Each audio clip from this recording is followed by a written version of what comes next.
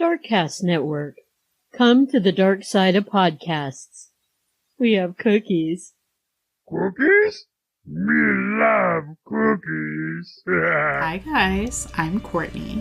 And I'm Lisa. And we are the hosts of The Book of the Dead, a true crime podcast based out of New Jersey, where we tell you about the most obscure cases that you may have never heard of. So join us in the Book of the Dead library for another chapter of the Book of the Dead wherever you get your podcasts. Bye guys.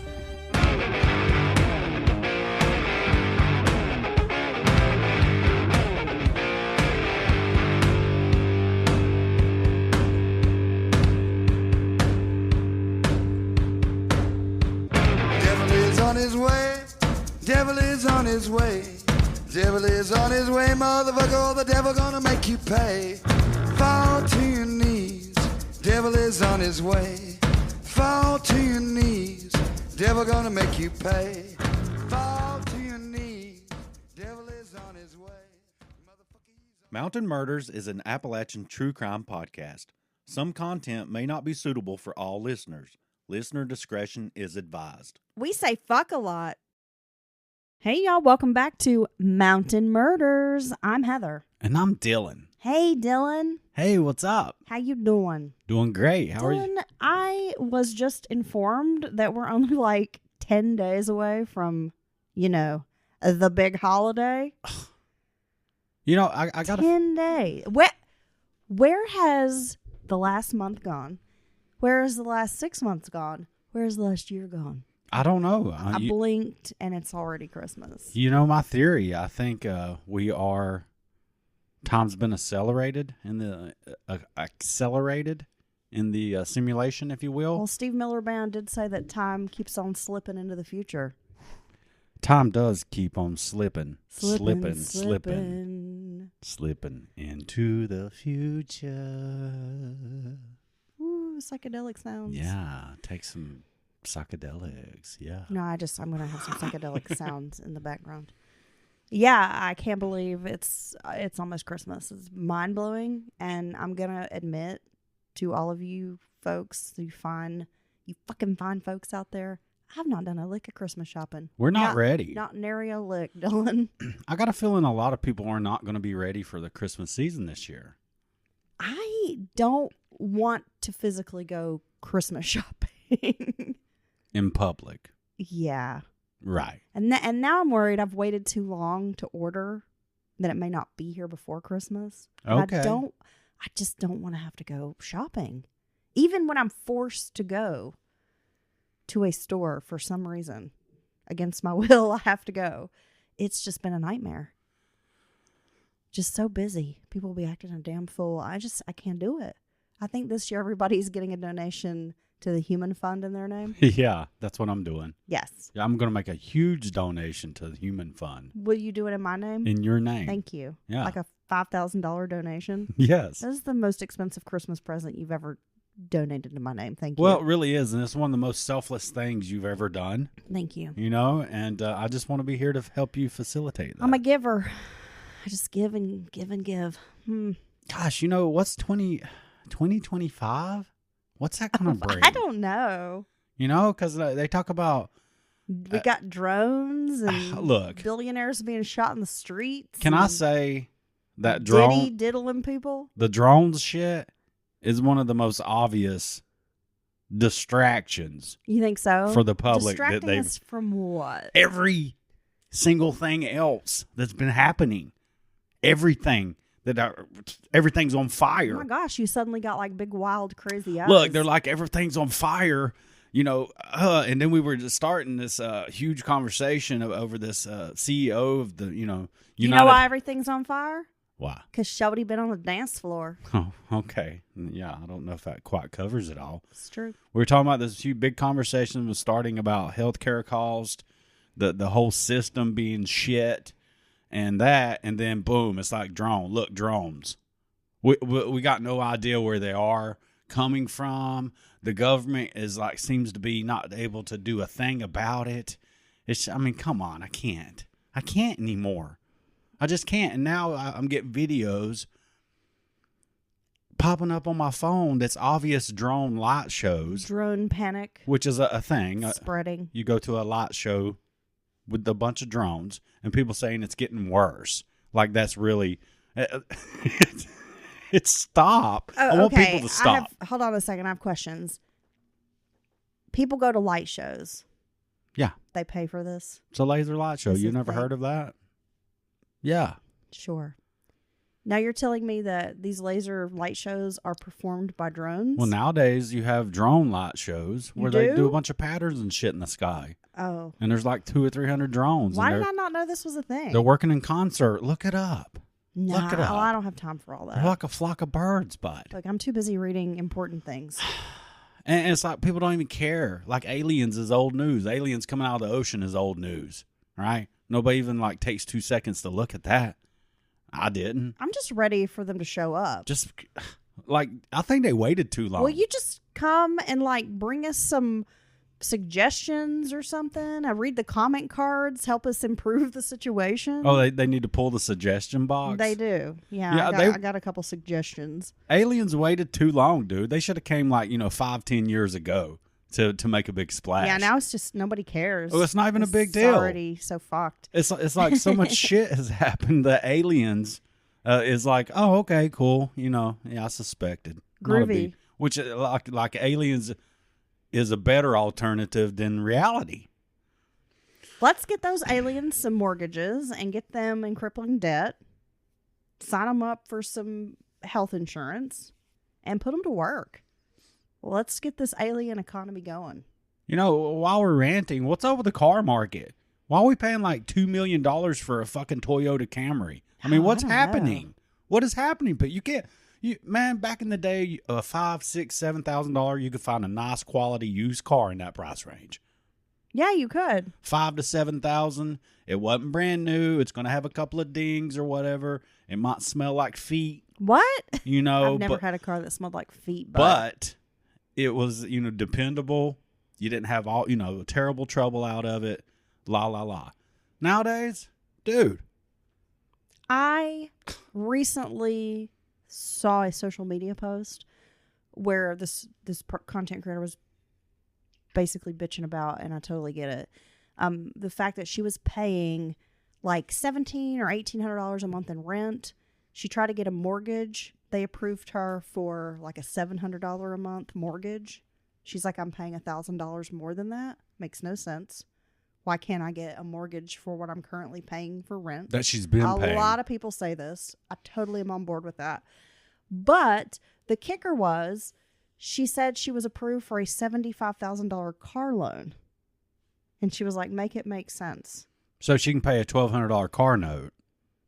But they will not give her a mortgage for $1,200. But she can't get a house. Yes. But you can buy this asset. And I was thinking, what car is $75,000? That's like a fucking luxury car. And then I was like, no, wait a minute. It's probably not. It's not, dude. That's It's just like a Ford Explorer. yeah, that's a freaking Yukon or whatever. It's not even like a Mercedes. No, there's right? plenty of cars in that price range. They're just regular cars. You might have. Wild to me. Anyway. I thought by now we would be living like George Jetson. I'd be flying around in my little hover car. But we're not. I gotta say, it really does seem like we're at the end stages of predatory capitalism. I don't know what we are, Dylan, but So I know one thing. I'm ready to talk about true crime. anyway, that's why I'm so glad to be here in the Get you a mountain. little podcast. We'll have a little podcast where all we do is just like bitch about stuff. Oh yeah, And then we won't have to do it on Mountain Murders. no, we're not gonna do that. Dylan, I have a case ready for you today that is, it's something else. And I have a lot of personal feelings about this woman, Kelly Gissendaner, Ugh. that we'll be discussing today. Kelly Gissendaner? Gissendaner. I even looked up how to pronounce it because it's got a different kind of spelling, but it's pronounced Gissendaner. Now, are you ready to talk about Miss Kelly? Yeah, I have no. Miss Kelly, if you're nasty. She's nasty. I know absolutely nothing about Kelly. I already kind of don't like her because I support you always and everything that you do. Really? Because you're my wife. Thank you. It's like that. Like if your wife or husband doesn't like somebody, you kind of usually don't like them either. No, you come home and tell me something, and I'm ready to like go Yeah. to battle for you. Yeah, and I appreciate I'm that. like, we ride it on. Yeah, Like, I'm your absolute ride or die. I give you a hard time, but right. you know I'm always up in your business supporting you. You're riding shotgun with me no matter what. I'm driving the bus. So fuck Kelly, and let's do it. Okay. Yeah. All right. Auburn, Georgia. Ever heard of this little town? I have Now, heard of it. You were born in Atlanta, Yes. in Hotlanta. Well, Auburn is a small blue-collar town just north of Hotlanta, or Dillonlanta, or Mylanta, whatever you want to call it. So Auburn, Georgia, 1997, it's this really small blue-collar little town. Auburn had a reputation for being a speed trap, usually catching college students that were headed to and from the University of Georgia, like driving through to go to Athens. And I think a lot of little towns have those types of reputations for just being an old speed trap. Well, here's the thing is, you shouldn't be speeding, but then out of nowhere, there's this little community pops up. You're not even expecting it. And you're going from highway speeds to 30 miles an hour. Now, I'm sure by now, I mean, this has been almost 30 years ago. I'm sure Auburn has probably changed quite a bit since then. Right. I'm sure it's grown. Atlanta has a bustling economy. A lot of folks moving into Atlanta. So, this is a reputation it had about 30 years ago. I'm sure it's quite different now. Now, Kelly Gissendaner and her husband, Doug, moved to Auburn just before Christmas, 1996. The house on Meadow Trace Drive was the first home the couple had owned during their 6 years of marriage. Before, they had lived on Army bases or with her mother in Winder, Georgia. Or is it Winder? I don't know. Yeah, I don't know. I didn't look it up. Sorry, I don't know how to pronounce that. I'm sure someone's yelling at me. We'll call it Winder. It was the first time their 3 children had their own bedrooms and a sense of permanence, which is good. Kids want that sense of stability. And it's hard to live with your mother-in-law or to live with a relative. Nobody really has their own space. And especially if you have multiple people living, because they're a family of 5, 3 kids, mom, dad, living with Kelly's mother in Winder, and she's living in a single wide. So not a lot of space for 6 people. Right. And then so you buy a home and everyone has their own space. I mean, this is an exciting moment for a family. It is a big moment. Kelly worked in an office at a distribution center owned by Rooms to Go. And while Doug worked an assembly line at Pro Shocks, a manufacturer of shock absorbers for race cars, both were just high school graduates. Kelly had spent a few months in the Army before getting pregnant and discharged. Doug was also an Army veteran. So they're just like working class folks, Doug was described as a family man who prided himself on caring for his children. For Doug, the children represented a reason to live. Doug was born in December of 1966 in Atlanta, Georgia. He was considered a happy little boy who liked cars. Even in diapers, he thought he was a mechanic crawling around when his dad or a family friend might be working on a car. I think it's interesting how kids gravitate toward certain interests, even like when they're little.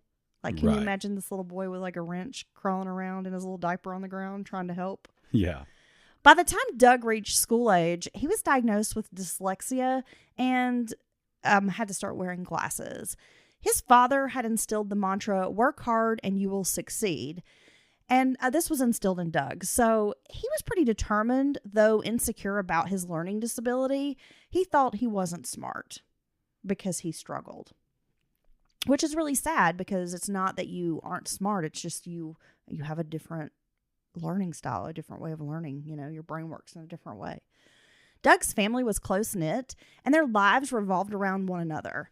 In high school, Doug took auto mechanics as he retained a love for working on cars. This will go even into adulthood. He bought an old car, just old car after old car, kind of fixing them up was his hobby. You buy an old car, you pay a couple, as you were mentioning, cars today, so crazy expensive. But, back then you could buy an old clunker for $200 and fix it up and drive it for 6 years. Yeah, you totally could. His pride was a 1957 Chevy, a labor of love that he shared with his father as they did all the work to fix her up. And from what I understand, Doug Sr. would only allow his son to back it out of the driveway. Which is understandable. If I had a 57 Chevy, no one's even going to be allowed to back it out of the driveway. Well, that's one of those. It's not easy to replace a car like that if somebody slams into you, The Gissendaners wanted Doug to go to college, but he had other ideas. Doug Jr. was tired of struggling with reading and writing, and instead he wanted a job working with his hands. I bet you can relate to that because you're not really a guy who wants to push paperwork, work behind a desk. You would prefer working with your hands. Yeah, I enjoy creating things with my hands. You do? Yeah. I imagine you just like making little snakes with Play-Doh. Yeah. Look what I made. I created this with my little hands. No, I smash stuff and I put it back together. Yeah. So when Doug graduated from high school in 1985, he went straight to working several blue-collar jobs. Being a working man was what he wanted. 4 years later, Doug's friend Teddy introduced him to a friend of his sister-in-law, a girl named Kelly Brookshire. Kelly Brookshire's young life had been plagued with alcoholism, anger, and divorce. Kelly's mother, her name is Maxine Dillon, she became pregnant with Kelly a week after marrying her second husband, Larry Brookshire.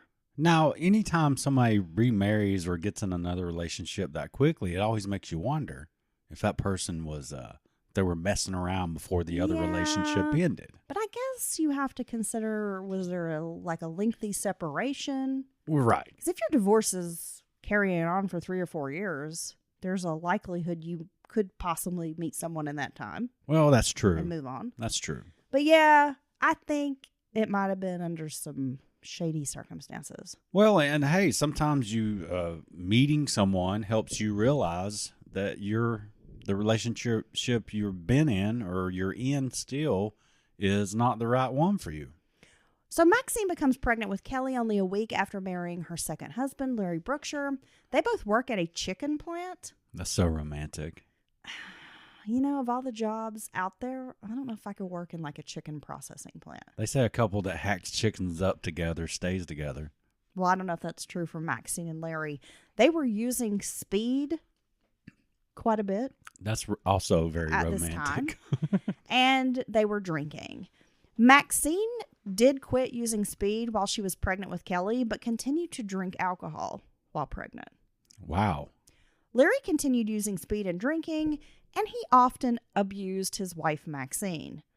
Maxine began having an affair, and soon after her marriage ended, because, you know, affairs don't typically go over that well when you're married. No. Kelly was 3 years old at this time. 8 days after the divorce was over between Maxine and Larry, Kelly got a new stepdad. So Maxine's moving on pretty quickly. She's like the Taylor Swift of divorces and remarriages. She don't even let that thing cool off. No. This guy was a Vietnam vet named Billy Wade. He was even more abusive than Larry Brookshire. Their fights were a daily occurrence, with Billy often accusing Maxine of cheating. He would threaten to kill Maxine and her children. The only time he was quiet was when he was passed out on the floor drunk. What is Maxine doing? Because she's don't quickly jumping into these relationships with another man, and they seem to be way worse than the man before. I mean, gosh, man, you think she likes bad boys or something? That's a possibility. Jeez. Kelly was always afraid. She usually hid in the closet with her little brother until the fights were over between her mother and stepfather. Sometimes her stepdad locked the kids in the bedroom while he beat their mother. She was always afraid, Dylan. I mean, thunderstorms, loud noises, being surprised. As a child, Kelly would shake and cry, which is terrible. But it is terrible. It's really sad. Billy would hold his wife down and say, "Go ahead and leave, you slut, you bitch, you whore." Maxine would run to the car, and he would chase her down and throw open the car's hood to jerk wires out. And then he would say, "I'll kill you one night while you're sleeping. I'll burn the house down." So leave, but you go to leave, and then they won't let you leave. I mean, make it make sense. Yeah, he has a very strange love language. I've never understood. My love language is mentality. abuse. I mean, come on. That's just these chaotic people who are just super dysfunctional. Self-sabotaging. You know, you can never relax around a person like this. It's almost like they won't let things go good. You know, when things are going decent or seem fine, they're going to start their bullshit. Maxine had nowhere to go with the children, so she stayed. Kelly wasn't immune to Billy's temper either. He would grab her by the neck. The child would grasp for air. He would hit her with belts, fly swatters, and hands. He called her names like stupid, ugly, and worthless. He would tell the little girl, quote, "Your daddy don't want you, that's why you're here with me." Jesus. Who says that to a kid? Maxine would also use physical discipline on the kids. Billy Wade wouldn't allow Larry Brookshire or his family to have contact with the children, sending them away when they came over with like Christmas presents. Finally, Kelly was able to connect with her biological father, Larry. It was only at 10 years old that she learned that Billy Wade wasn't her real dad. Yet, she found Larry to be cold and distant. At this time, they had spent so many years apart. He was remarried, had another child. So Kelly didn't exactly get, I guess, the warm welcome she had hoped for. Kelly struggled in school. She couldn't concentrate or do schoolwork. She read below grade level and didn't do well with spelling or math. She also didn't sleep. She spent most of her time worrying about whether or not Billy would kill them. Jesus. That's such a bad situation for a child to be in. It is. Trust me. I know. Well, it certainly doesn't help your academics. Finally, one day, Maxine rented a U-Haul and left after Billy Wade went to work. They packed their things and moved to Athens, then to Winder, Georgia, after the divorce was finalized. And by the time Kelly was a teenager, she had developed low self-esteem and believed all the terrible things her stepdad had said to her. Kelly took a job working at McDonald's, but the other kids at school called her trailer trash behind her back, and some of the parents told their kids not to hang out with her because she wasn't, quote, good enough. My God. Kelly was described as a sleeper kid, like one that you just don't see. She kind of floated through school with no friends, kept to herself, was quiet, was there but not really, kind of forgettable. Then Kelly became pregnant. She kept the secret from her mother until she was 6 months in, and that's when she could no longer hide the pregnancy.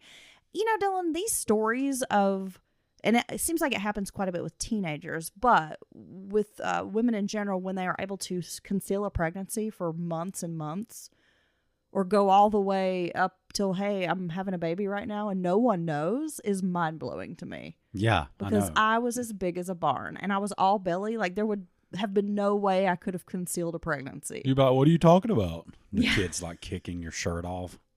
When I look like I've swallowed 3 watermelons.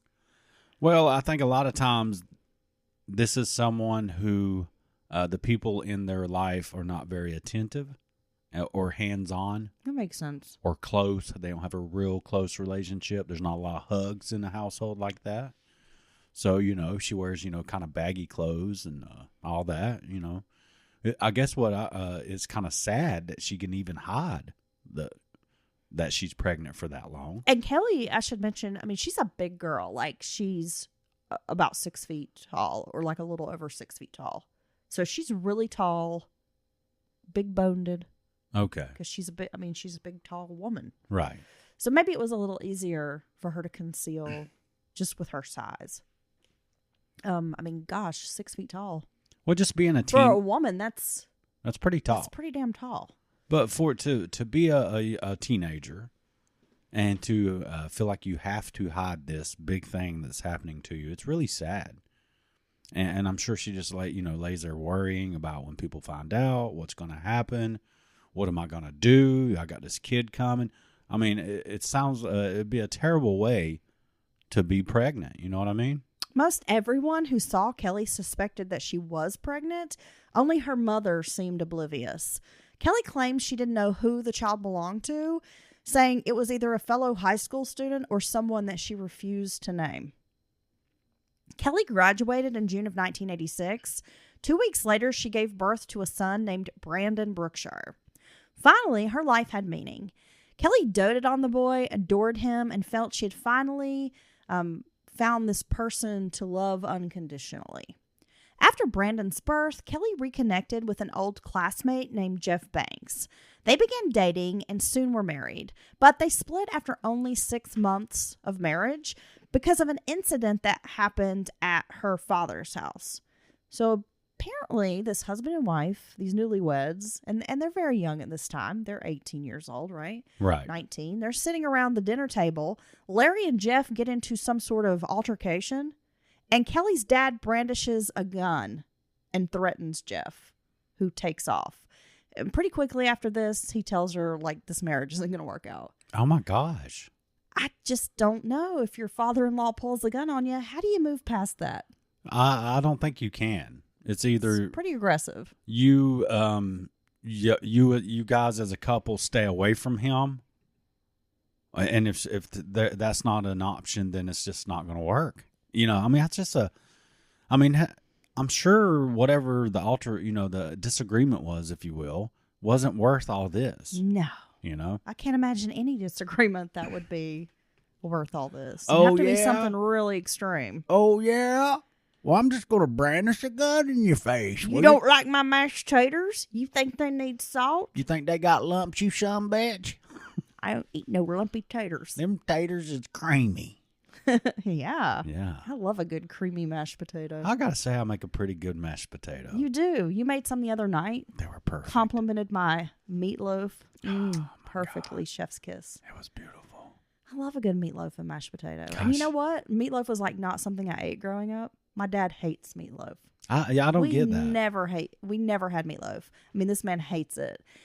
So I never ate meatloaf until I was an adult. And then I was like, what have I been missing out on this whole time? Like, Dude. meatloaf is the bomb. Meatloaf, mashed potatoes, And peas. is one of the best food combinations. It is. Period. Comfort food. Like that- classic American comfort food right there. That's up there with a quality steak, a nice, beautiful salad, and an incredible baked potato. Delicious combo. Yes. Can't go wrong with it. My God. The simplicity, but God. it just is so good. You can just get a little So taters. now you're saying this is because I'm like hungry now, so I'm thinking about food. You get a little taters Let's on your move along. fork, and then you get a little scoop of meatloaf, and you got that little dab of ketchup right there, and you just Yeah. get your bite, and then you get your big old fork Spoon full of of peas, and you yeah. stuff it in there, and you just whisk it all Okay, around. stop it. You're making me hungry. Yeah, and then you take your big sup of sweet tea. God, A sup. yeah. By 1987, 19-year-old Kelly was back living with her mother and son in the trailer. Kelly was out shoplifting with friends and got caught.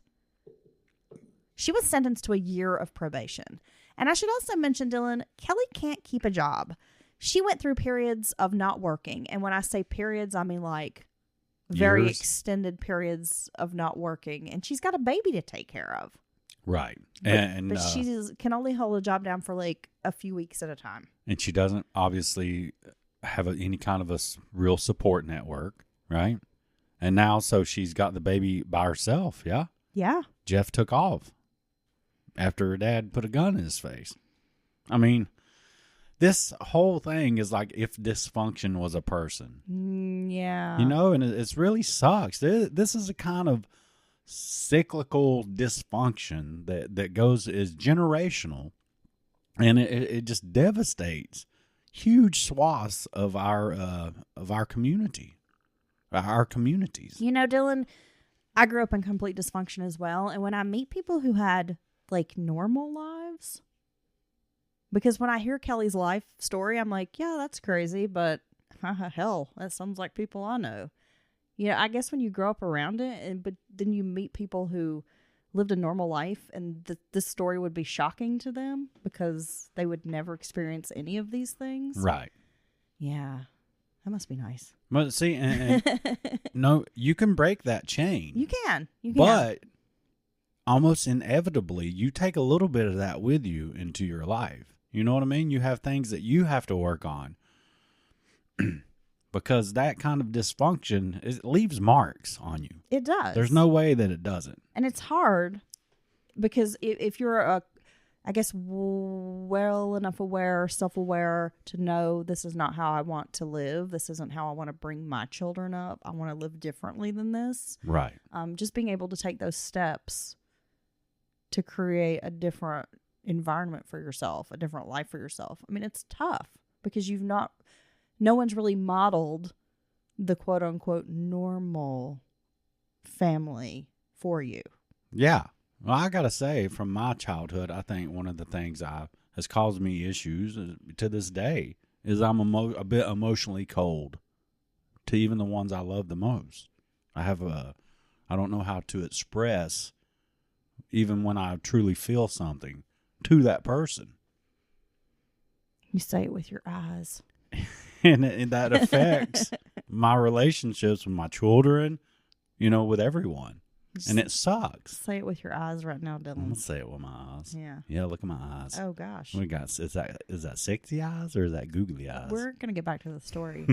Can we just have a moment to talk about googly eyes? We got to tell them the story.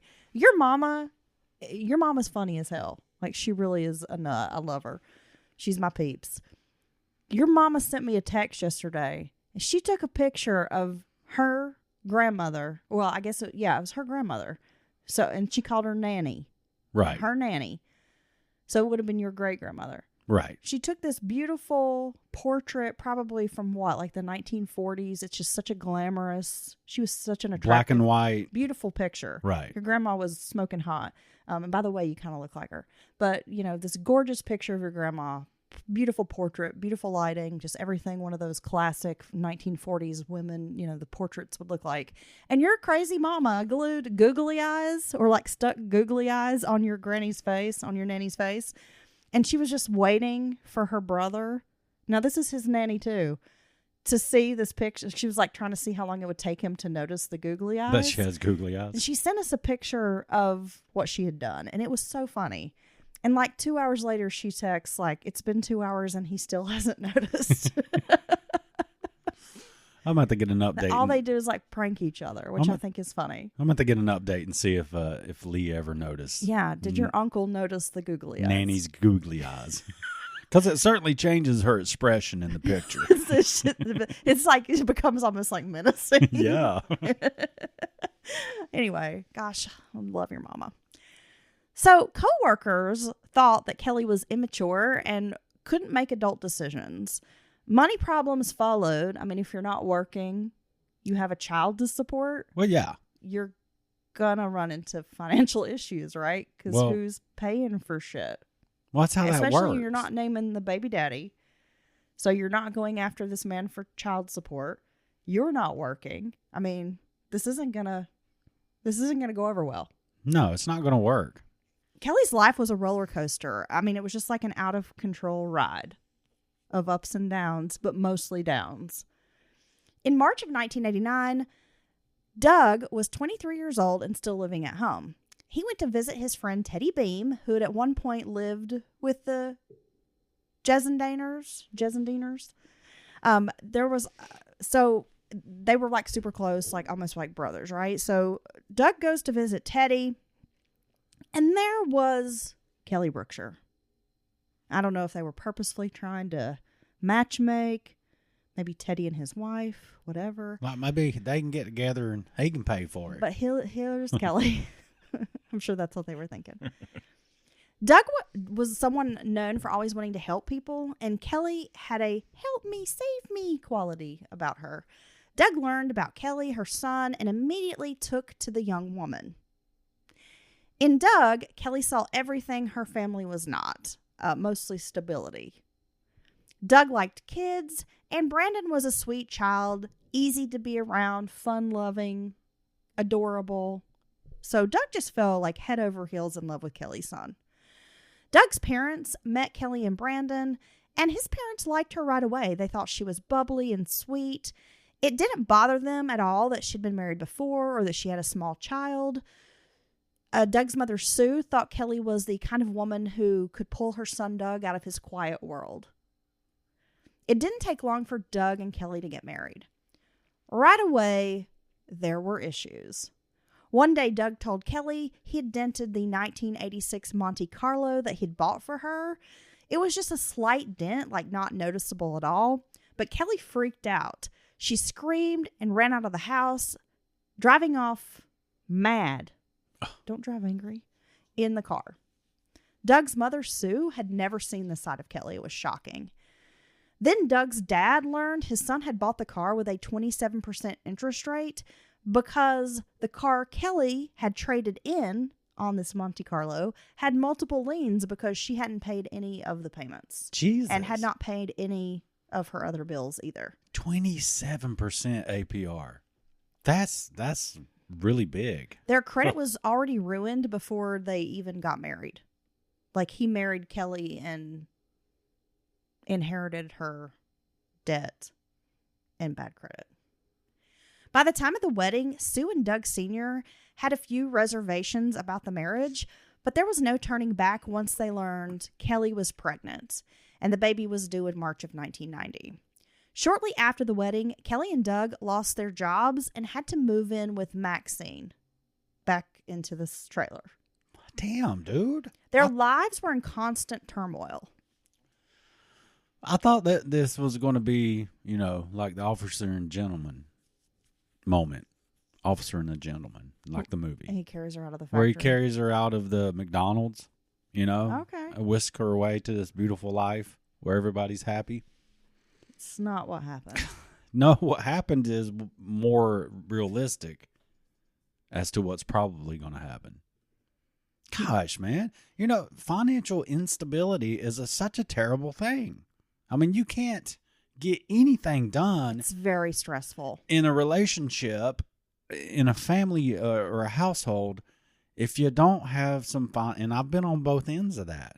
But for most of my life, I've just worked hard as I can. And if need be, work harder, work more, do whatever you got to do to have a stable paycheck. Because that's just such a shitty place. It's just such a terrible life. Some people don't have that drive or motivation to try to make ends meet.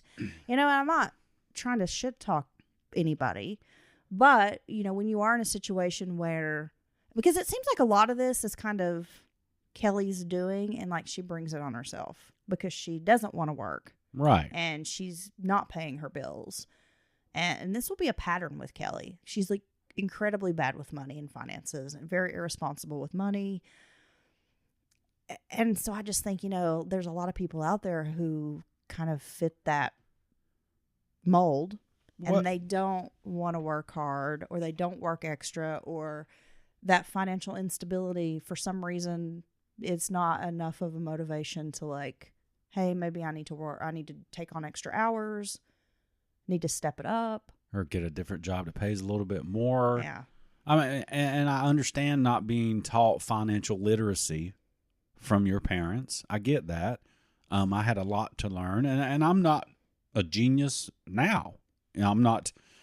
But what I did know is I want to at least have my bills paid, a few extra bucks in my pocket, and be able to handle even, at least a small emergency. Small inconvenience, like, hey, because my timing belt went out. A minor car repair, tire. or I need to buy, $100 tire. That doesn't just throw you in a tailspin. Yeah, because you're in such a precarious state. If that is what happens, when even the most minor inconvenience or cost happens to you. Well, I understand. I've been on both sides of that coin as well. I mean, I've been a single mom and worked 2 jobs. I've been a single mom working 2 jobs, drilling as a reservist.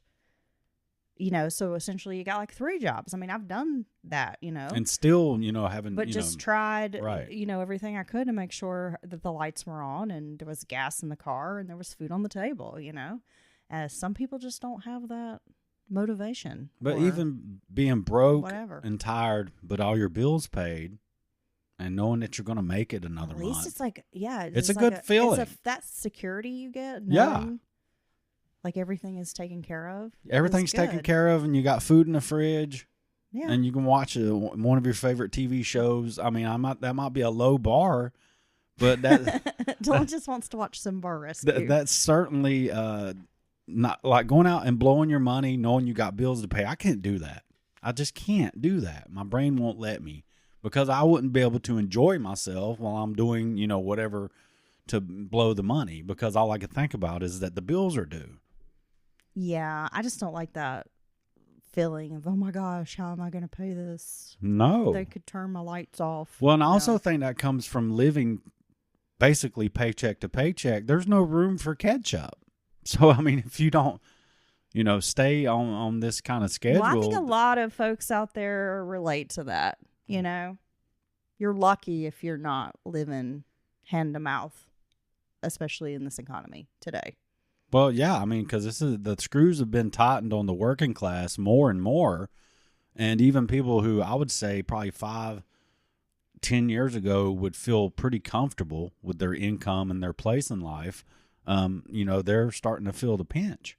Even if you got good credit, that just leads to having a bunch of if you're not careful, you end up being overextended with a bunch of payments. With a $1,200 car payment. Well, and you have the money coming in. That the bigger and bigger chunk of it goes straight out the window, the bill window every month. And gosh, this is why I kind of like being debt free.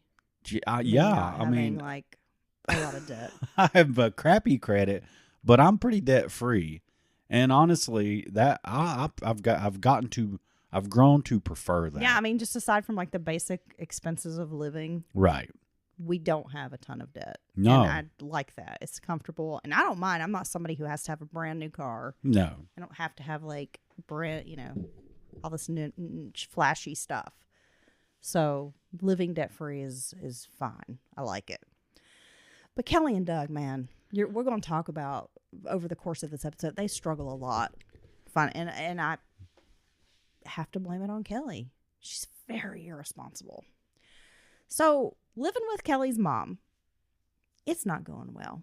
The mother and daughter, they fight all the time. About what? I don't know. But they just fight a lot. Well, they've probably always had this, element to their relationship. So when Maxine and Kelly fight, Kelly would take it out on Doug. Doug was reserved and didn't engage, which would make Kelly even angrier. Once she became so angry at Doug, she grabbed a baseball bat, but before she could swing, her brother Shane grabbed the bat. To stop it, yeah.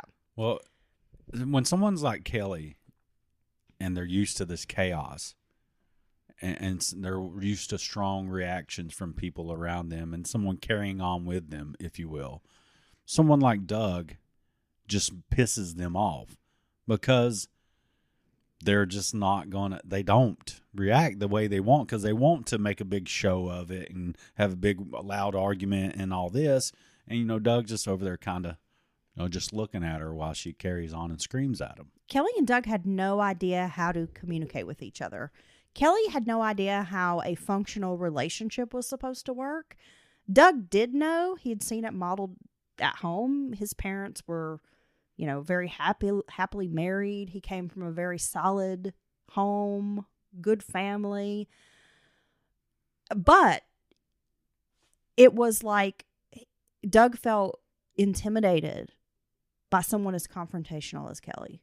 So even though he knows how to make this marriage work and he knows he can't really communicate with his wife and tell her he's intimidated by her, she wants to fight and argue all the time. I mean, this is not going well. Doug's work life was headed nowhere. Now he had a wife and 2 children to feed. That's when Doug decided to enlist in the United States Army. In December of 1989, Doug left for basic training at Fort Knox, Kentucky. He trained to be a loader on an M1A1 Abrams tank. His new career kept him busy and exhausted. Doug was faithful about sending money home to Kelly so she could take care of their bills. However, Doug's parents learned that Kelly wasn't making payments, not even on that beloved 1986 Monte Carlo. The bank had placed a lien on his parents' house, confusing them with their son since he's Doug Jr., his dad's Doug Sr., so they had to go, get this straightened out. Doug's parents worried that he would return home to find no car, nothing had been paid. They started making the payments themselves on this car to save their son's credit. So Kelly's still living with her mom with the 2 kids, and he's off boot camping it and starting his military career, and she's can't even keep the bill up on the car. No. The car note paid. No. On March 28th of 1990, Kayla was born in Lawrenceville, Georgia. Doug had reservations about whether Kelly was going to be a good mother, but he continued staying with her. In August, Doug was sent to Germany and secured housing for Kelly and the children. She flew over, yet Doug was out in the field doing training for weeks on end. There were rumors that Kelly was throwing parties and that there were other men. Also, Kelly wasn't paying their bills. Doug had to secure a loan to pay off outstanding debts from like the base commander. The base chaplain was called in to counsel them. But, I mean, Kelly's basically just like an embarrassment to this command. When your commanding officer has to step in and counsel you on your bills and your marriage, and then they bring in a chaplain, I mean, that's not a good look.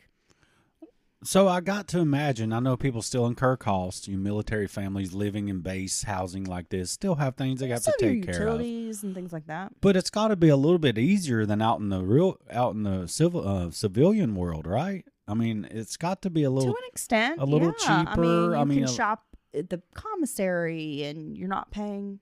I think, if I remember correctly, you're not paying taxes on things from the commissary, the exchange.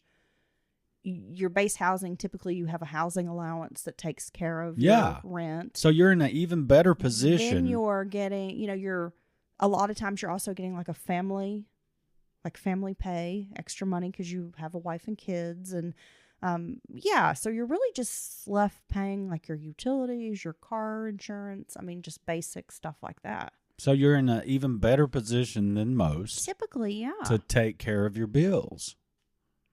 See, this is more than she's just not good at it. What she's good at is making the wrong choice and spending money that should be bill money on things like partying and not paying the bills. And she has 2 kids. I mean, it's just so very irresponsible.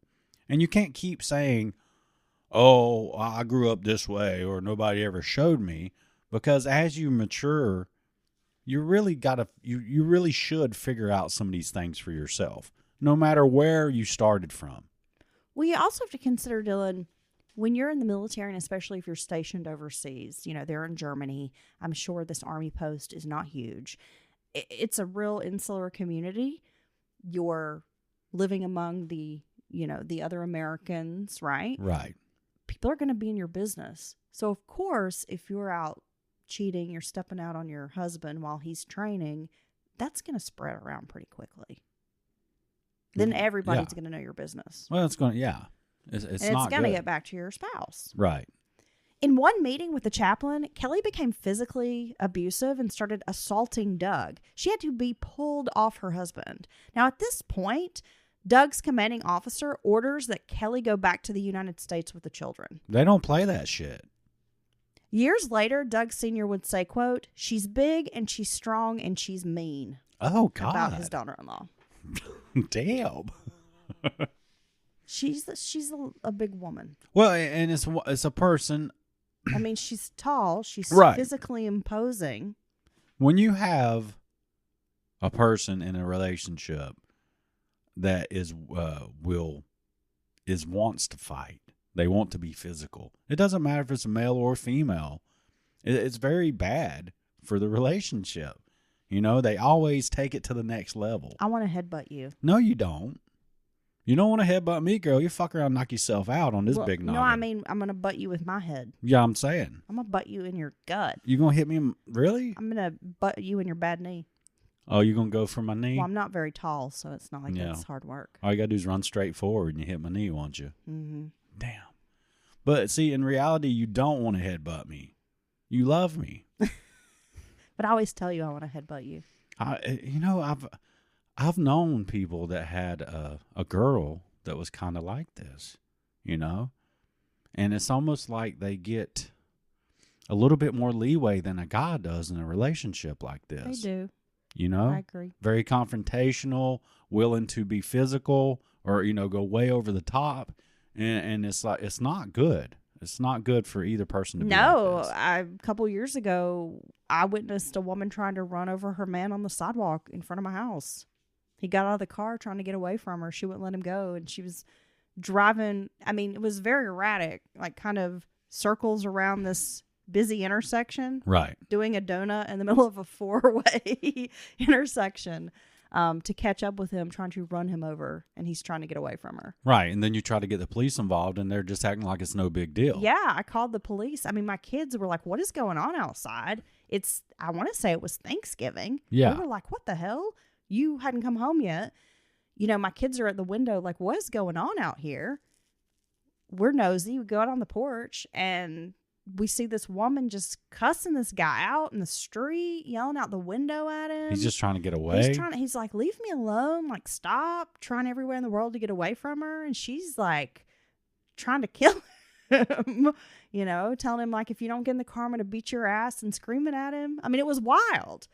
And yeah, we called the police because I'm like, this is really dangerous. Like, I'm not going to wash this man's blood off the sidewalk in front of my door. Well, yeah, and they're also about to be driving through your yard doing this craziness. Yes. And yeah, the police came and they just basically told her, like, well, you need to go. And I was thinking, if that was a man driving a car trying to run a woman over, oh yeah, he would be in cuffs on his way to jail. You wouldn't be here like, well, talking to him like he didn't do nothing. Yeah, there certainly is a double standard on domestic violence, which is what this is when it comes to the female in a male-female relationship being the perpetuator. Is that right? The perpetrator. The perpetrator. Or the perpetuator. The perpetuator of said violence. Or the... You got to stop perpetuating. Or the poppin' daddy, or I don't know, whatever P words I want to come up with. Yeah. When Operation Desert Shield was launched by the U.S. after the Iraqi Republican Guard seized control of Kuwait, Doug, he was stationed in Turkey, like on assignment at this time. Kelly was living with her mother. She ended up getting into a fight with Maxine, moved in with her dad, Larry, and then in with a friend because Kelly couldn't get along with anybody. And Doug, who is out in the field, is always worried because he never knows where his children are going to be living from one day to the next. Gosh, that must be hard. You're in another country, you're maybe deployed in a combat zone, right? I mean, you got all that worry. And then you have to worry about your children every day. Like, where are they? What kind of craziness are they seeing? And I'm sure he cares for Kelly as well. And, is worried about what's happening to her. Doug returned to the United States, but life with his wife had not improved. Turmoil reigned. Within a month of his return to the United States, Kelly enlisted in the Army.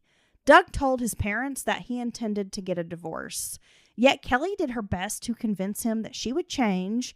She would be a good wife and a good mother. She'd watch her spending. If all else failed, Kelly would put out the threat that worked every time. She would keep Kayla from Doug. He loves his daughter. And he's taken in her son and treats this child as his own. So the thought of not being able to see his children, I mean, that's a big threat for him. And she keeps using this to manipulate him. Well, she just do right. That will probably be the best way to make this relationship start heading back in the other direction. Kelly don't know how to do right. She's a ne'er-do-well. She's a ne'er-do-well. Doug's parents felt Kelly was emotionally abusive. When Doug Sr. would tell him there was something wrong with Kelly, his son would say, quote, "But I love my daughter. I love those kids." Okay. It was pretty clear he's staying with Kelly for the kids, which we know happens. People stay in miserable situations because they think they're doing right by their kids. Well, they worry about what will happen to the kids if they're gone. Right. Yeah. Well, by the time Kelly left for basic training, they decided the marriage was over. It had been a long 3 years. In July of 1992, they filed for legal separation. Kelly didn't want to live on base and knew if she had the family with her, she would be able to move into an apartment. She wouldn't have to live in the barracks. That's when Kelly convinced Doug to move to Virginia Beach with the kids. His parents were incensed. I'm sure. But before Thanksgiving, Doug was back in Georgia with plans to go ahead with the divorce proceedings. In May of 1993, the marriage was officially dissolved. Doug and his parents thought they were through with Kelly forever. Doug's parents gave him thousands of dollars to start over and pay off debts from the marriage. In the meantime, Kelly was not cut out for the Army. It seemed everyone knew this but Kelly. She didn't like the schedule, the routine, and people wondered how she even got in. Kelly hated the Army and looked for a way out. That's when she devised a plan, Dylan. She would seduce a fellow soldier named William Stewart and get pregnant. Kelly had no intention of being with Stewart or allowing him to be in this child's life. He was simply a means to an end. A few months after this, he died from cancer at the age of 26. Damn. In September, Kelly returned to Georgia, where she gave birth to her son, Jonathan Dakota Brookshire. He's known as Cody. Kelly moved in with her mother. She got a job working alongside her mother at Phillips State Prison, but was fired for improper relations with an inmate. Kelly be fucking the prisoners. Damn, Kelly. Kelly is the original Vicky White. Yeah, what the hell, Kelly? Kelly was a woman who did not like being without a man. Some of her friends thought Kelly needed a man to make decisions for her, whether it was good or bad. She filled her free time with men. Men she worked with, men she met elsewhere, instead of, just being at home, doing normal at-home stuff. With your 3 kids? She out chasing men's. Kelly got a role with the International Readers League of Atlanta, which was a telemarketing job. Kelly became fast friends with her supervisor, a woman named Belinda. Kelly would tell everyone about going to church, but Belinda saw her drinking, dropping F-bombs like crazy, and living an otherwise different lifestyle than she expected from a Christian woman. But when Kelly asked to be introduced to Belinda's brother, Greg Owen, Belinda agreed to make the introduction. Greg Owen had only dated 3 women in his life and was painfully shy.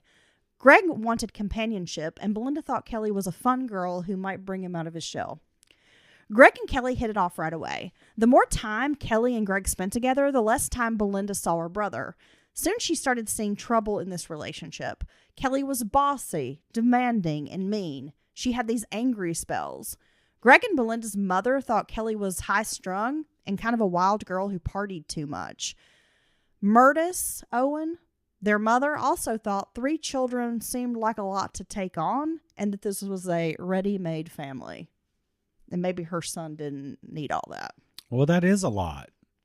And I'm not saying It takes a special person to step up and step in when there are kids involved and to be a positive role in those kids' life and to kind of take on that responsibility. Well, I'm not saying it can't work. It certainly work. can work, but it takes both adults in the household working on it together. And it makes it really hard if one of them has a lot of issues that they're not dealing with, and now they want, they expect you to keep up her and her 3 kids. I mean, that's a lot. Doug didn't have a problem with Kelly's relationship. The only worries he had were about the children. Doug heard that Greg, who had just been working this series of odd jobs, kind of like Kelly, bounces around, goes through extended periods of not having jobs, was shiftless, drank too much, and smoked pot. Doug loved all 3 children equally and had taken up with Cody right away. People were actually surprised at how easily Doug accepted this new child and acted as if he was Doug's biological son. Well, he had already accepted another child Yes. into his life. And so it really doesn't surprise me with a guy like Doug. Finally, Greg and Kelly broke up. And though Doug had spent as little time as possible with Kelly, only seeing her when he picked up or dropped off the children, sometime around Christmas of 1994, they started seeing each other again. It started with them taking the children to church together. And, it went from, hey, we're going to take the kids to church to we're back in a full-blown situationship. Nice. Yeah. When Doug's parents learned about this relationship again, they begged him to end it. He was a pretty popular employee at work. He was doing well and had straightened out his finances. I mean, things were really starting to look up for Doug. Doug and Sue told their son, quote, "You and the kids are welcome anytime, but do not bring her over here." They remarried in May of 1995. It's a love story. Doug's parents did not attend this ceremony. Well, I mean, from their perspective, kind of, can you blame them? No. I mean, seriously, we've already been through this. It's taking we you. all want what's best for our kids, and we want them to be happy, but we also can identify a toxic situation. Yeah, and she's likely in their eyes not changed. She's still going through these men like they're damn napkins. Well, yeah, they love their son and they see what she's doing to him. She's taking advantage of him. She's financially ruining him. One of the 3 children are his biological child, and they see their... She just keeps bringing in more kids that ain't his. I mean, yeah. Damn. I don't blame them for having these strong feelings against Kelly. They remarried in May of 1995, as I said. Doug served as the primary caregiver for the children. Now, he works a full-time job, but he gets the kids up for school. He makes them breakfast. He takes them to school. He does all the household chores, keeps the laundry up. Damn. Kelly would get explosively angry when Doug spent money on the kids. Like, for example, he took them to Six Flags, had a fun day out with the kids. She got really pissed off about this, but she would go spend their money on clothes. She would buy dinner for her friends, go out drinking, go out to clubs. She loved to go out dancing. Friends would talk about how she lived to go out to dance clubs and would dance her heart out, but she was a really bad dancer. She's still a party girl. But she wants to go. Yeah. But then she's mad that he's taking the kids out for a fun day. Well, it's just because Kelly's a selfish person. Kelly was calling Doug at work so often that it became a problem. His supervisor didn't like it and he started getting into trouble at work. Doug is worried about losing his job. That's when his father tells him, "You have to get away from her." In September of 1995, Doug Sr. thought his son had finally listened. The couple separated again. Yet by early 1996, they are back together. And that's when they had found a house in Auburn for sale. Oh, yeah. So that's what you should do, son. You've had all these issues with this woman. You guys should buy a home together. Yeah. That'll work. Make Doug, sure you put her name on the deed. Doug asked his father for money, but Doug Sr. refused. Doug Sr. would later say it was one of the hardest things he had ever done. He said, quote, "I will not give you money or help you as long as you were with her. Tigers don't change their stripes." That's when Doug asked his uncle for help, but the uncle also turned him down. Again, his family does not like this woman. They do not want to have anything to do with her. Doug felt his only choice was to take out a high interest rate loan to buy the house. By Christmas of 1996, the family moved into their new home. What Doug didn't know is Kelly had been asking Belinda to meet for drinks one night. And when they by now are both working at Rooms to Go together, but at this point, Belinda was sort of avoiding her. So they'd go out for drinks, and that's when Kelly tells Belinda, "I have a pager, and I want your brother Greg to page me." No. "Hey, I just got back together with my husband again. We just bought a house, but can you get your brother to page me?" No. Belinda felt torn, but knew her brother did care for Kelly. She agreed to give him the pager number. So Kelly and Doug had lived in their new home only about 3 months when on February 8th of 1997, Kelly had been out with her girlfriends, dancing, and the children had spent the night with their grandmother, Maxine. Doug had not come home. Kelly phoned a friend, Kathy Nesbitt, from the Atlanta Church of Christ, where they were attending, to ask if Doug was there. Now it's 7 a.m, and this woman is confused and not sure, why is Kelly calling me? But the night before, Doug had eaten dinner with Kathy and her husband, Tom. He had left at 10 p.m. Doug told them Kelly was out with friends and that he was tired and needed to get up early Saturday morning because he had some volunteer work he was doing at the church. So when Kelly hangs up and dials Doug's parents, Sue advises her, "You should call the police and hospitals. We haven't seen our son." Kelly begins calling the hospitals. Kathy Nesbitt calls her back and tells Kelly, "You should call the police too." But Kathy couldn't understand why Kelly was resistant to call police if Doug was missing. Yeah, really. If you're looking for him and other people that are in his family and know him are worried, maybe you should just call the police. Why wouldn't it should worry you as well. Right. So Friday night, he's having dinner with his church friends. He's going home. Kelly's out. She comes back, I guess goes to sleep. Next morning, discovers her husband's not there. I would be super panicked if I couldn't. If you had just sort of disappeared, vanished, didn't come home. There's it's not completely out of character for you. No. My first thought would be I need to call the police. If you woke up and I wasn't home from work, I'm sure instantly you're going to be like, what the hell? I would be very worried. Next thing you're going to do is call me and see if I've been held over. And if I was to not answer that or very quickly get back to you, I can only imagine how worried you would be. I would be very worried.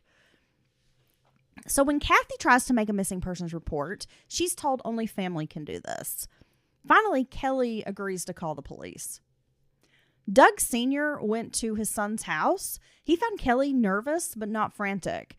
Now, his wife and daughters are frantic and freaking out when they learn that Doug is missing. But there was just something off about Kelly's behavior. You know, Doug Sr.'s like, I'm concerned. His mother's concerned. His sisters are super worried. And then here's Kelly just kind of like, Right. He's not home. I don't know. He asked if they'd been fighting again. Kelly denied this. Doug Sr. left and spent the rest of the day driving around looking for his son, like thinking maybe he had a breakdown, something like that. Kathy arrived at Kelly's to find her friend oddly calm. Kelly was doing laundry and told Kathy she just needed to keep busy. Kathy was curious about Kelly's behavior, but decided, people handle stress differently, so I'm not really going to judge her. On February 9th of 1997, James Bell was looking for poachers. Deer season was over and turkey season had yet to begin. A sergeant with the Department of Natural Resources, Bell was driving on Luke Edwards Road when he spotted a burned up Chevy Caprice. The fire had been started inside the car, but the VIN number was legible. The area was so remote, he had to leave to get a signal to call it in. He learned the vehicle was registered to a guy named Warren Gunter, who lived in another Georgia county. When Gunter was contacted, he explained that his nephew, Doug Gissendaner, had paid him $500 for the 1994 model a few weeks earlier. Gunter also added that Doug's wife had reported him missing the day before. Oh, gosh. Sergeant Bell suspects foul play.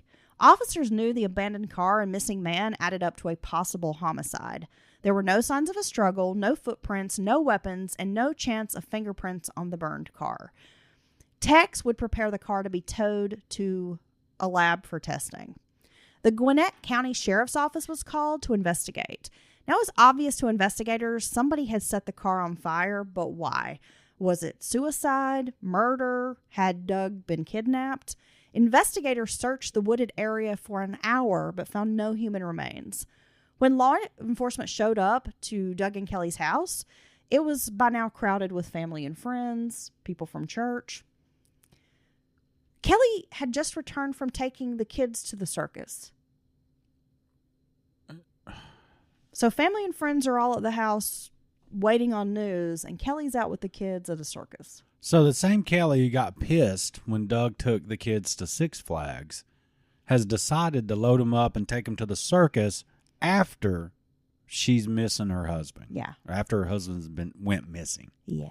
That makes sense. Doug Sr. thought it wasn't right. He had spent the morning handing out missing persons flyers, searching for his son, but Kelly insisted she had purchased the circus tickets before Doug went missing and that she was just trying to, quote, keep life normal for the kids. Yeah. With news of the burned out car, Kelly broke down crying for about 15 minutes, but then resumed a cheerful sort of demeanor that she had when she got home from the circus. Doug Sr. thought it was strange indeed and did not believe that his son had been kidnapped. Doug Jr. barely made ends meet. He didn't have any money, so he did not feel like someone was holding his adult son for ransom. He doesn't make a good He's target. Not a wealthy man, Doug believed his son was possibly injured someplace along the road. So once again, he leaves to go driving around searching for Doug Jr. The day before, he and his daughter Jennifer had spent hours driving around, like into the late evening. Like they spent like 14 hours searching for Doug Jr. Kelly said she had spent Friday night eating pizza at a friend's house. Then they'd gone out to a dance club. She came home at midnight, accidentally took a sleeping pill. Oops. and woke up at 7 a.m. realizing Doug was not in bed. She checked the house, and that's when she called the Nesbitts. The investigator noted Kelly's lack of eye contact, and she acted nervously. She was becoming a suspect with each passing minute. One neighbor would later say he thought the flyers was a bit much considering Doug Jr. had only been missing a few hours. He thought it seemed hasty to jump out there and start creating missing persons flyers. Right. Well, What? I mean, that's just, that's people's prerogative, I guess. That happens all the time to me. I accidentally take a sleeping pill. Yeah, well, she explained it. She was supposedly taking some sort of pain pill I thought it was a pain pill. for some, My financial pain. a reproductive issue Oh. she was having. I'm not exactly sure what it was. But she accidentally took a sleeping pill. Yes, and knocked out. So she just doesn't know what happened. I have no idea. When I got back from partying with my friends. Yeah. Investigators didn't know for sure that a crime had been committed because they had no body, yet instincts told them otherwise. Doug Gissendaner had no trouble with the law. From all reports, he was a Christian, a hardworking man who spent free time working on cars and volunteering at the church. Doug Sr. and Sue thought their son was stranded on a road somewhere, maybe lying wounded in a ditch. By Monday morning, a search was organized in the woods along Luke Edwards Road. It was raining and in the 50s when 6 law enforcement agencies, including helicopters, and Doug's family and friends gathered for the search around 10 a.m. They spent 6 hours searching and scoured about 1.5 miles of the surrounding area where the car was found. Okay. No sign of Doug. Nothing useful found. After the search, Doug Sr. confided in a detective that the marriage between his son and Kelly had been nothing but trouble from the start. Doug and Kelly had financial problems, and Kelly had pressed Doug to get a loan to buy the house, despite the fact they were financially strapped and barely keeping their heads above water. Investigators start digging into the Gissendaners. It's not Gissendaners? No, I get confused. Okay. The Gissendaners' lives. A witness phoned to say he had seen a man near the burned out car driving a Ford Astro van. The man was wearing an army jacket, and when he was spotted, this man quickly left. He didn't want anyone to see him near the car. Oh, yeah, that's not suspicious at all. Kelly talked to multiple media outlets over the course of the next few days, explaining, quote, "I'm at a total loss. I've been racking my brain trying to think of anything." She speculated Doug's helping nature had gotten him into trouble. She drew further attention from investigators when Kelly told the Gwinnett Daily Press that she wanted the person responsible for killing Doug convicted, and she knew he was dead since he had not come home. Wow. On Tuesday morning, Kelly was interviewed officially by law enforcement. So to follow up, Kelly's friends, including Carrie Otis, who's her supervisor at Rooms to Go, were interviewed about the Friday night alibi. Otis said on the way home Friday night, Kelly had told her she had a bad feeling something was going to happen, but Otis didn't really pay attention to it. Otis shared that 3 months before Doug went missing, Kelly had been involved with a guy named Greg, and the couple was having problems, meaning Doug and Kelly. Right. That's when Kelly was seeing a guy named Greg. Things seemed to straighten out between Doug and Kelly. Another friend said Kelly had been involved with Greg back in October and November, and that he had made some threats toward Doug. A third friend not only knew about Greg, but had actually taken Kelly to a motel in November where Kelly spent the night with Greg. See, I mean, what a shitty thing to do. You're shitting on this guy. You're shitting on Doug. Getting him to buy you a house while you shitting on who's him? tried everything, honestly. And I know he has his part to play in this, and no one's perfect. But he's taken in multiple non-biological children of yours, treated them, by all accounts, as his own. His parents, sound like they, at least at the beginning especially, gave, put money into it, tried everything to help you guys get going, get you situated. And you just keep shitting on a guy like 'Cause that. she's like Nicki Minaj. She shitted on him. And it's just so fucking... I just don't know how you do that. It's so monstrous to me. I don't know. I don't get it. So after the official interview, later that day, Kelly will call investigators back to say her brother Shane Brookshire had been searching the woods and found a knife. Police picked it up, though they suspected it wasn't a valuable piece of evidence at the time.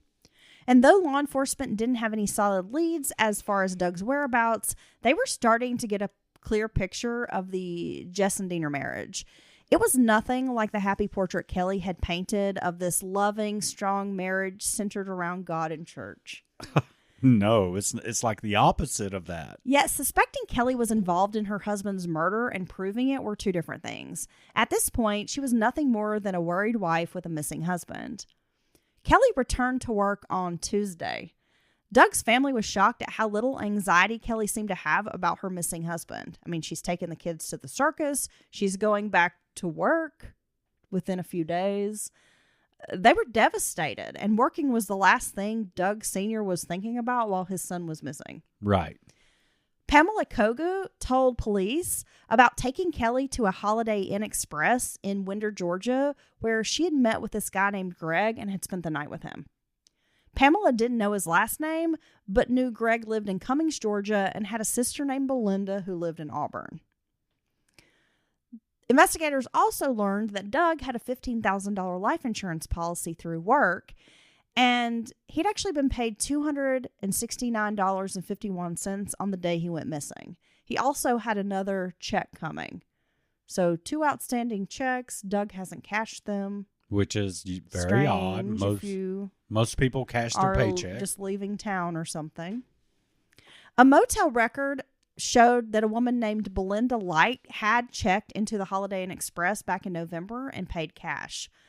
Belinda had a brother named Greg Owen. So now police had a name, they have phone records, they have a motel record. Doug was still missing, but evidence was slowly revealing itself. Investigators learned that Kelly was horrible with money. Doug Sr. questioned whether she maybe owed someone money and that person had possibly hurt Doug as a payback.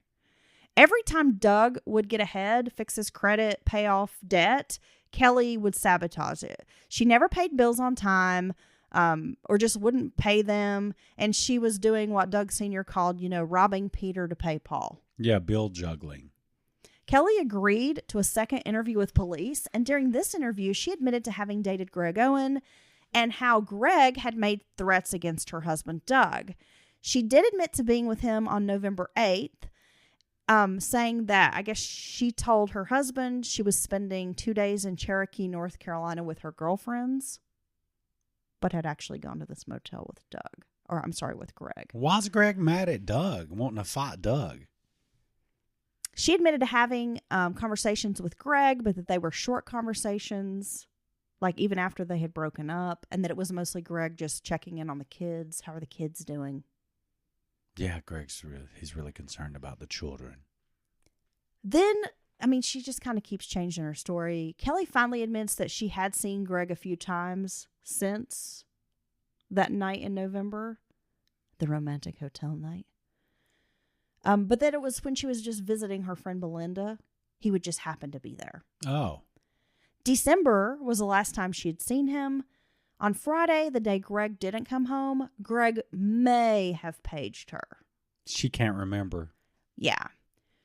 Greg had tried not contacting her since Doug went missing, she said. Or had not yet. He's not tried to contact He's her. not tried to contact her. Okay. She told investigators he can be crazy. Kelly confessed to having a one-night stand with a man from work. It happened when she and Doug were having problems. Then there was another guy who didn't work at the company anymore that she'd slept with. Then there was someone who moved to Nebraska. So Kelly keeps trying to play it off. Well, it's only these 3 people. Oh, and Greg, so maybe that's 4 people. She can't remember. Yeah. But her story keeps changing. And every time she's pushed or cornered, she makes another admission. Or presented with some type of evidence that, she changes her story to fit that new evidence. Well, I mean, maybe there were a couple people at work. I'm sorry. It sounds like Kelly may have some kind of a sex addiction problem. Right, maybe.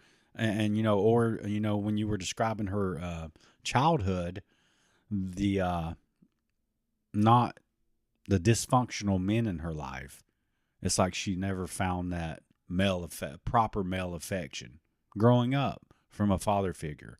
And that really can mess a girl up. I mean, it really can. Daddy, you know from experience because you have daddy issues. You didn't get the proper love you needed when you were a little girl. You're stupid. But daddy issues are a real thing, and that's certainly one of the more common versions of that, right? And then they go looking for love in all the wrong places. Just like Johnny Lee. Yep. Kelly also, during this interview, denied that they had any life insurance, even though the police already knew Doug had a policy. It's just $15,000. I mean, I would say, yeah, he has some little policy through work because, like, almost every, especially blue-collar jobs, have this little, almost automatic life insurance tied to employment. It's not a big deal. I mean, it's nothing to hide. Later that day, a search warrant was served on the Auburn residence. They used luminol trying to determine if there was blood inside the house, but they found none. Another search was organized. Investigators had assembled a pretty hefty case file by now. After speaking to Belinda, they had enough information to track down Greg Owen, who was living in a friend's shed in Cumming, Georgia. Okay. Owen wasn't surprised to see law enforcement and willingly went with them to answer questions. Owen was straightforward about the relationship with Kelly, giving them some dates, the same ones that matched, Kelly's dates, describing the relationship pretty much the same way Kelly had. The only time he seemed to show any emotion was when investigators asked Greg if he knew how Kelly had been seeing other men as well as him. Oh. Yeah. Got pretty upset about that. Greg admitted to phoning her on Friday, asking her to hang out, but she had plans. He didn't learn of Doug's disappearance until Sunday morning when a friend told him about it. Owen had an alibi. He had been drinking with the friend on Friday night, the one that he lived in the guy's building. They had been drinking Friday night, and that he went to bed around midnight because he had to go to work early Saturday morning. 12 days after Doug was reported missing, Sergeant James Bell returned to Luke Edwards Road to do some more searching. He drove down the road about a mile from where the car had been found. That's when he spotted something that looked kind of like trash and thought to himself it seemed suspicious. When he walked over, he realized it was not trash, but a body.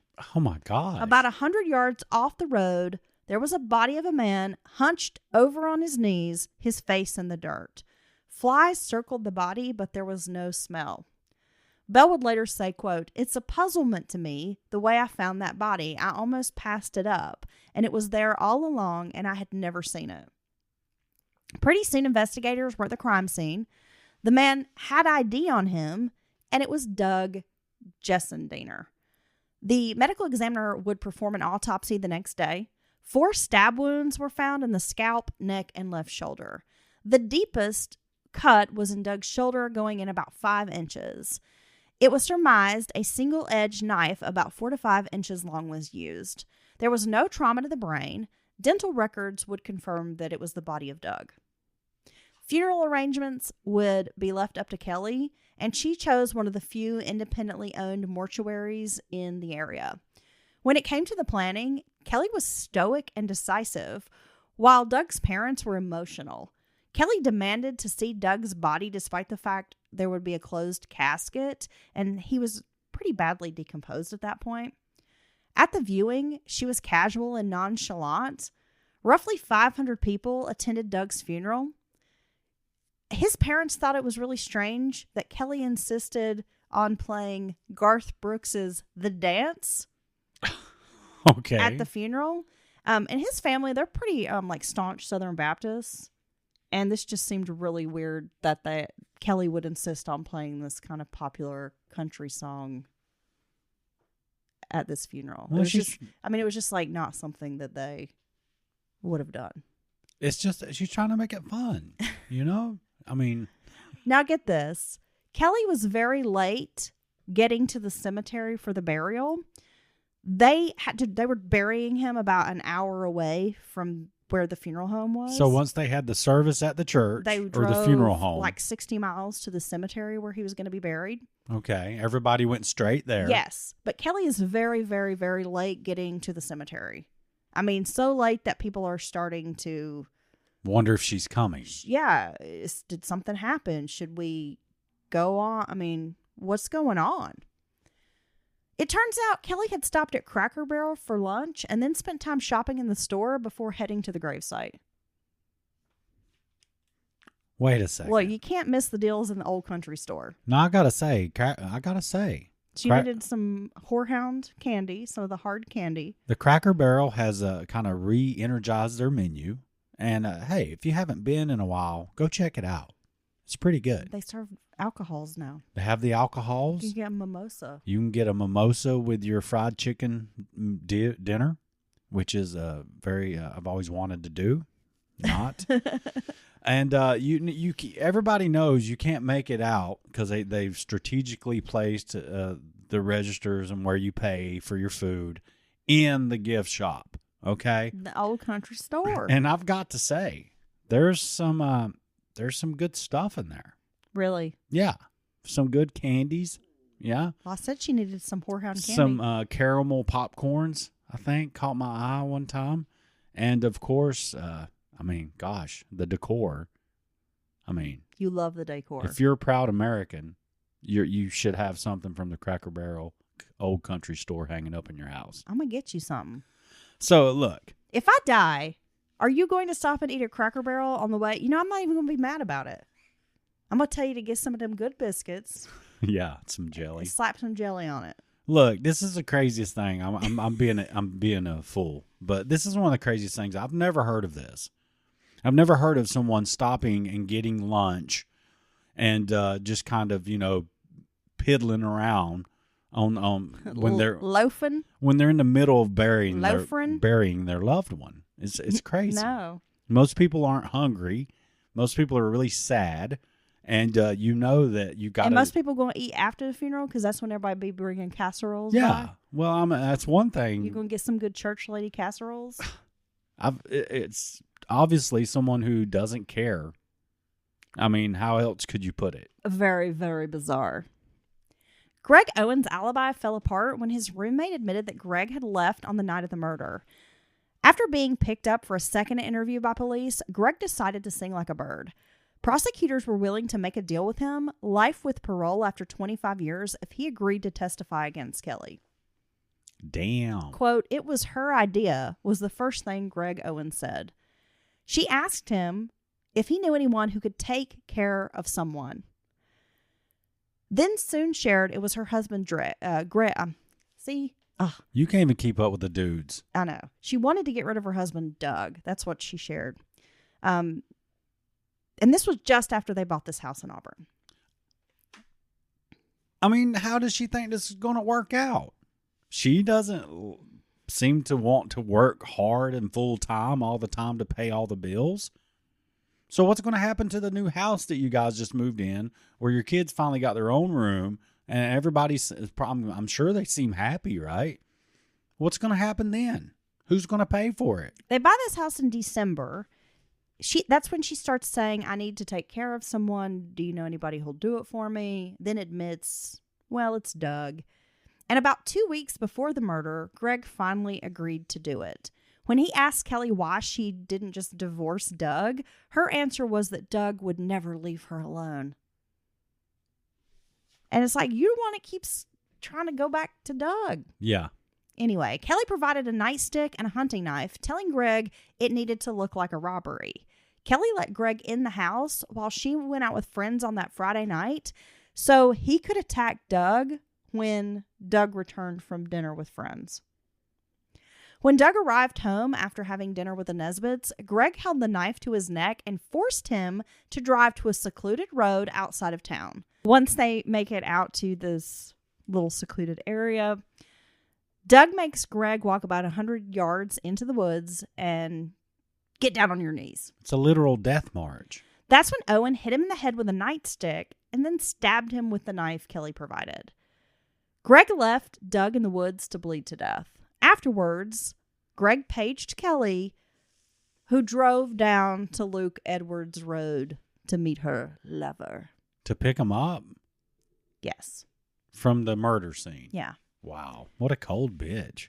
When she asked if Doug was dead, he said, he didn't really know. She insisted that they go back into the woods to look at the body, but Greg refuses to do this. He says, I'm not going back in the woods. So Kelly goes in there by herself. When she returned, she showed Greg a Coke bottle filled with gasoline that she'd brought along, and they proceeded to set the car on fire. According to Greg, no one saw them, and afterwards, Kelly drove Greg home and told him that we need to stop talking for a while. So don't call me, don't page me. We're going radio silent. Yeah. Now that I've got you to do what I want, I don't need you anymore. But police already had phone records showing that Greg and Kelly had spoken 47 times in the days leading up to the murder. He had paged her about 18 times before the murder, like just in the week before the murder. Kelly was arrested the day after Doug's funeral. It was 18 days after Doug had been abducted from his living room at knife point. Kelly was charged with the murder of her husband. When this happened, she sobbed dramatically. It was like the first time she really showed any real emotion. Yeah. Kelly began shifting the narrative with her own story, admitting that she had seen Greg on that Friday night, but she didn't have anything to do with her husband's murder. She didn't know anything about what Greg had done. She's so innocent in all of this. Greg called needing a ride. She had simply gone to pick him up, and it was on the way to his house he sprang the news that he had killed her husband. And she did not contact anybody or let anyone know. No, Dylan, because according to Kelly, Greg held a knife to her throat and threatened to kill the children if she told anyone what he had done. Damn. Neither police nor prosecutors believed Kelly. They knew she was the mastermind behind Doug's murder. She wanted her husband dead. Kelly and Greg were indicted on charges of murder, felony murder, and possession of a knife during the commission of a felony. Doug's family worried that somehow she would get out of it because she always seemed to find her way out of trouble.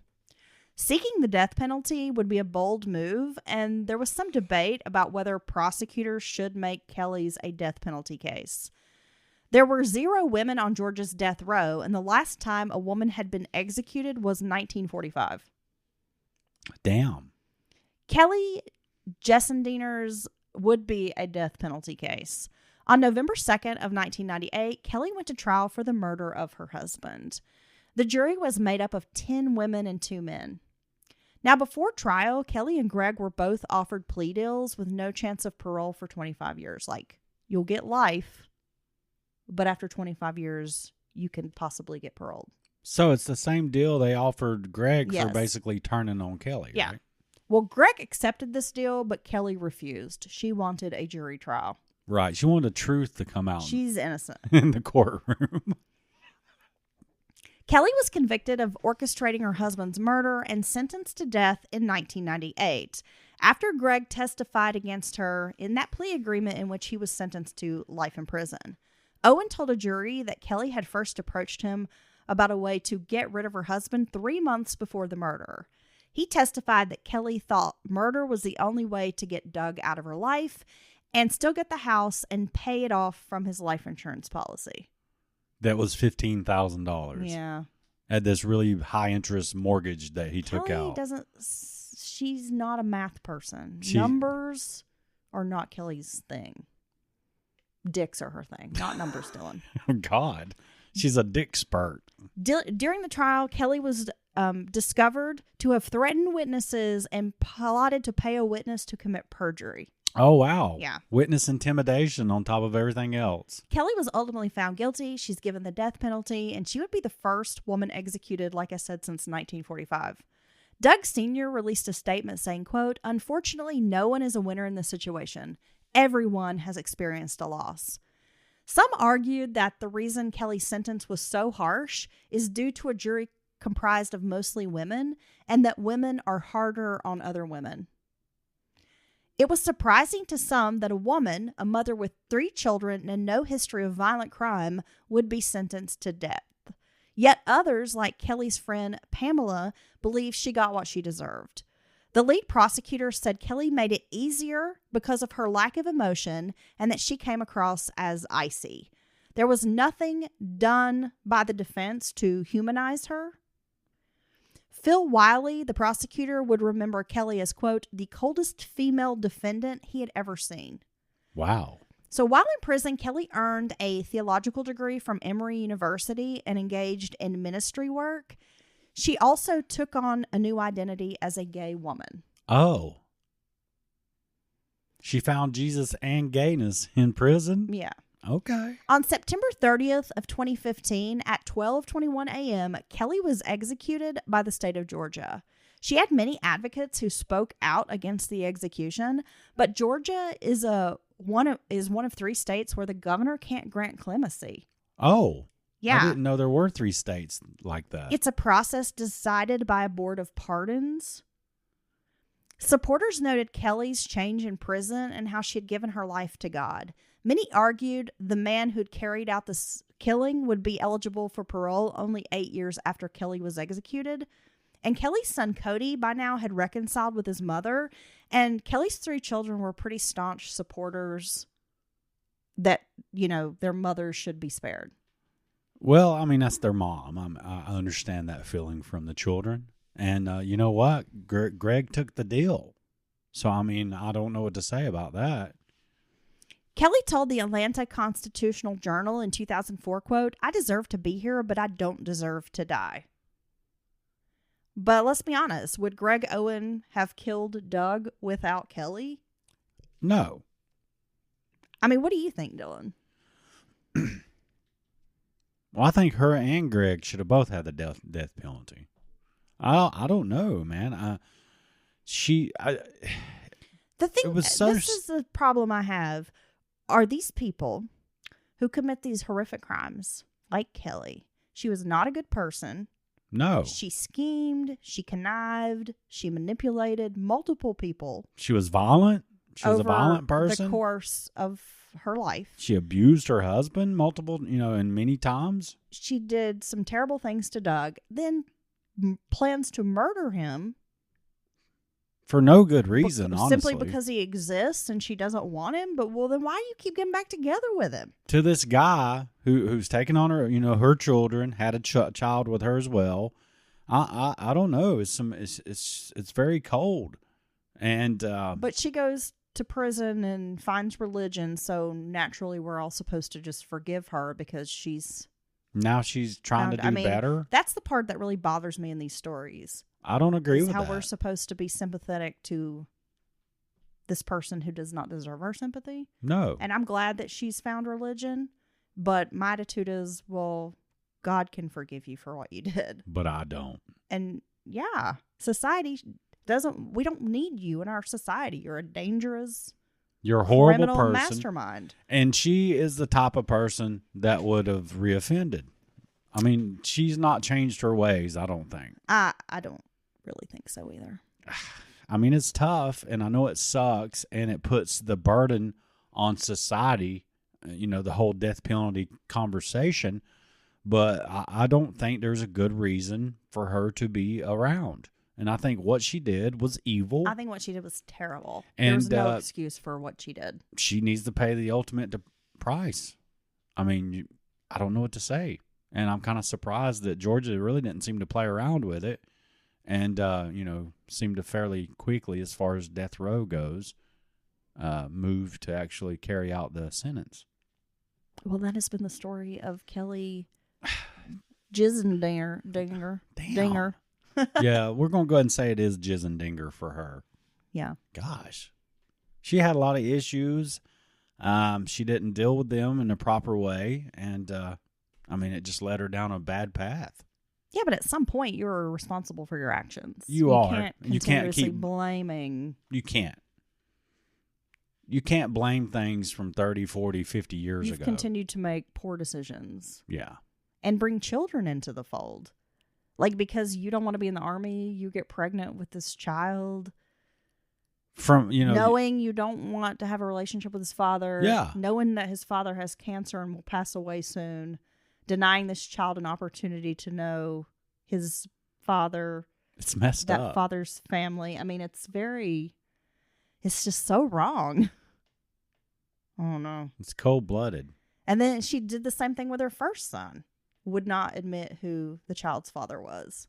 So is denying the child an opportunity to know this whole other family. Yeah, and then you want to get rid of the one guy Who in steps those up. children's lives who have stepped up And who multiple cares times. about these Yeah. kids? Yeah. It's You're going to kill. fucked. It's fucked. It's evil. Bye, bitch. All right. Well, thank you for that. You're And welcome. I agree. Kelly was some shit. I used several resources for today's story, Dylan. One of those is a book by Lynn Riddle called First Will Kill My Husband. The Dark Desires of the Only Woman on Georgia's Death Row. And I also used quite a few newspapers. Atlanta Constitutional Journal, the Gwinnett Daily News. So, Yeah. a lot of newspapers. Well, thank you once again. That was a case I personally hadn't heard, so I appreciate you on that. You're Heather. welcome. And, I've been listening to all kinds of different pods lately. And, I was telling Heather just the other day, I do appreciate that she digs around and she brings out these cases. And I'm not saying there's never been another podcast on this particular case, because I would think there surely has been, her being a female on death row in the modern day. It's so refreshing, the stories that you do produce for us here at Mountain Murders. Thank because you. it's not the same old song and dance. I can be listening to some of these.